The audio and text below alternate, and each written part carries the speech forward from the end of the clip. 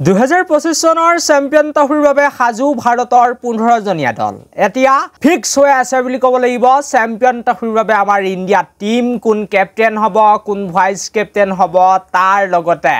কোন খেলুৱৈ খেলিব হে সকলো বিলাক ফিক্স বৰ্তমান হৈ আছে বুলি বৰ্তমান সময়ত আমি জানিব পাৰিছো আৰু ইংগিত এতিয়া বিসিসিআইৰ সেক্ৰেটাৰী জয় সাহে দিছে বুলি ক'ব লাগিব যিটো টিমে 2023 চনৰ এদিনীয়া বিশ্বকাপ খেলিছিল হে টিমটোৱে 2025 চনৰ চেম্পিয়ন ট্ৰফি খেলিবলৈ যাব আৰু মাজত হয়তো এটা দুটা চেঞ্জ হ'ব বুলি জয় সাহে ঘোষণা কৰিছে গতিকে হেইভাবে মই ভিডিওটোৰ আৰম্ভণিতে ক'ব বিচাৰিছো যে ভাৰতৰ টপ 15 বা ভাৰতৰ 15 জনীয়া দল এতিয়া সাজু 2025 বৰ্ষৰ চেম্পিয়ন ট্ৰফিৰ বাবে গতিকে বলক কেনেকা হ'ব আমাৰ দলটি কেনেকা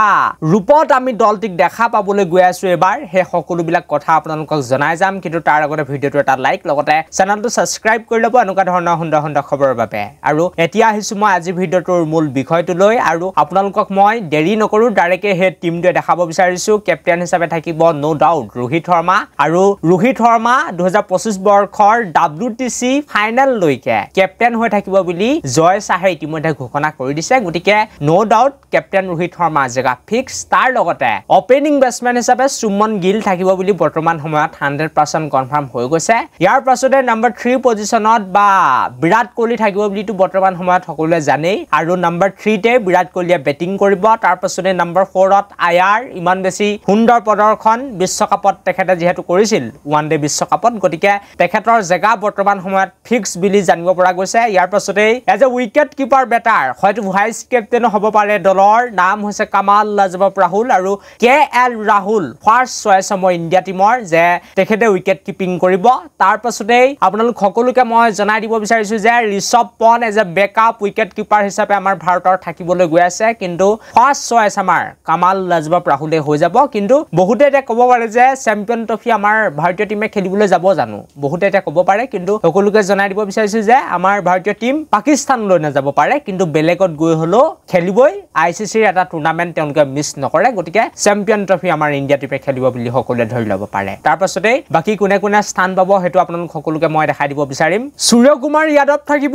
এজ এ বেকআপ বেটসম্যান হিচাপে তেখেত থাকিব ইয়াৰ পাছতে হাৰ্দিক পাণ্ডিয়া থাকিব ৰবীন্দ্ৰ জাদেজা অক্ষৰ পেটেল বাপুটো থাকিবই লাগিব বহুত বেছি ভাল পাৰফৰমেন্স তেখেতে যোৱা দুটা বছৰত কৰি আছে তাৰ পাছতে বাকি কোনে স্থান পাব বুলি ক'লে আপোনালোক সকলোকে মই জনাই দিব বিচাৰিছো যে কুলদীপ যাদৱ জাসপ্ৰীত বুমৰাহ তাৰ পাছতে মোহাম্মদ সিৰাজ মোহাম্মদ শামি আৰু ইউজি সাহালে দলটিত স্থান লাভ কৰাৰ পূৰ্ণ সম্ভাৱনা আছে বুলি বৰ্তমান সময়ত জানিব পৰা গৈছে গতিকে আপোনালোকে দেখিলে যে 2023 বৰ্ষৰ এদিনীয়া বিশ্বকাপত যেটো টিম হৈছিল যেটো টিমে ফাইনেল খেলিছিল হে টিমটোৱে চেম্পিয়ন ট্ৰফি লৈ যাব আৰু প্লেইং 11 এদিনীয়া বিশ্বকাপত আপোনালোকে যেটো প্লেইং 11 দেখিছিল হে প্লেইং 11 টোৱে হ'ব পাৰে বুলি বৰ্তমান সময়ত জানিব পৰা গৈছে যেনেকৈ ওপেনিং ৰোহিত গিলা কৰিব নম্বৰ 3 ত কোহলি থাকিব নম্বৰ 4 ত আয়াৰ থাকিব নম্বৰ 5 ত ৰাহুল থাকিব আৰু হাৰ্দিক পাণ্ডিয়া থাকিব সূৰ্যকুমাৰ যাদৱে হয়তো প্লেইং 11 ত স্থান নাপাব পাৰে যদি হাৰ্দিক পাণ্ডিয়া থাকে তেনেহলে একে বুলি ক'ব লাগিব 2023 বৰ্ষৰ এদিনীয়া বিশ্বকাপত তেওঁলোকে